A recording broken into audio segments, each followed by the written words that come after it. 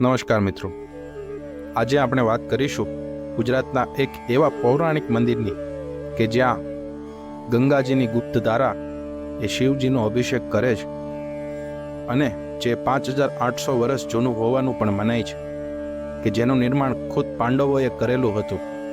તો મિત્રો, આજે આપણે વાત કરીએ દ્રોણેશ્વર મહાદેવની. તો હર હર મહાદેવના નાદ સાથે મિત્રો કરીએ આપણે આ વાતની શરૂઆત.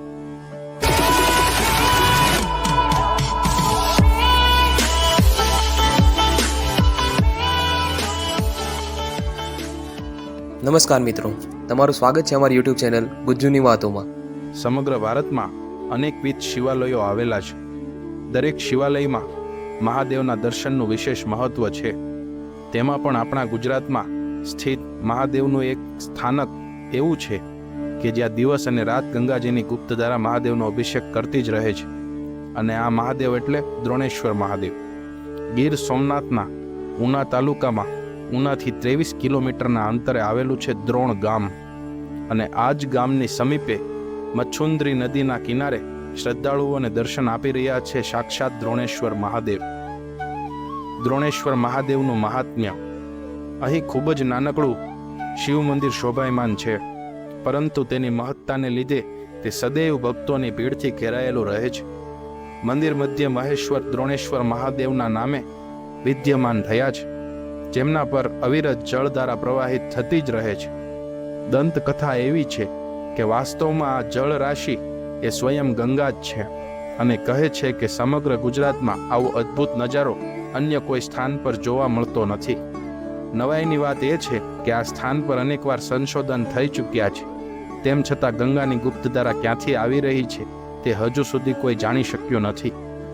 દ્રોણેશ્વર મહાદેવની પ્રાગટ્ય કથા. દ્રોણેશ્વર મહાદેવ સાથે પાંડવોના ગુરુ દ્રોણનું નામ જોડાઈ ચૂક્યું છે, પરંતુ વાસ્તવમાં તો આ સ્થાન ગુરુ દ્રોણના સમયથી પણ પ્રાચીન મનાય છે. એક માન્યતા અનુસાર પૂર્વે દ્રોણેશ્વર શિવલિંગ એ રત્નેશ્વરના નામે પ્રસિદ્ધ હતું અને એક વિશાળ કુંડની મધ્યે રત્ન રૂપે તે સતત ફરતું રહેતું હતું. સતયુગની અંદર ઋષિ વશિષ્ઠ અને ઋષિ માર્કંડ આ ધરા પર આવ્યા હતા અને તેમણે રત્ન પર શિવબાણ પધરાવી તેને કુંડમાં સ્થિર કર્યું.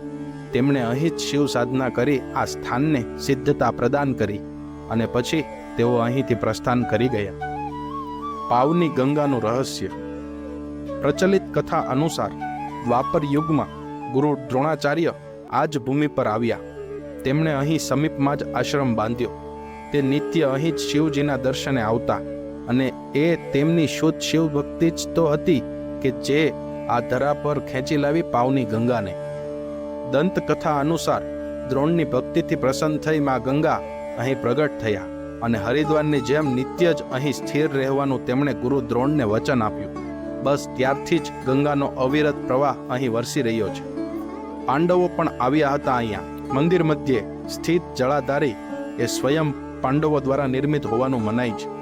કહેવાય છે કે લાક્ષાગૃહની ઘટના બાદ પાંડવો માતા કુંતા સાથે ગુપ્ત વેશે ભ્રમણ કરી રહ્યા હતા.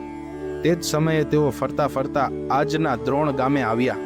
અહીં જ ગુરુ દ્રોણ સાથે તેમનો ભેટો થયો અને ત્યારબાદ ગુરુ આજ્ઞાથી તેમણે વૈદિક રીતે મંદિરની જળાધારીનું નિર્માણ કરી તેની સ્થાપના કરી કે જેથી જળની ધાર સદૈવ શિવજી પર વરસતી રહે.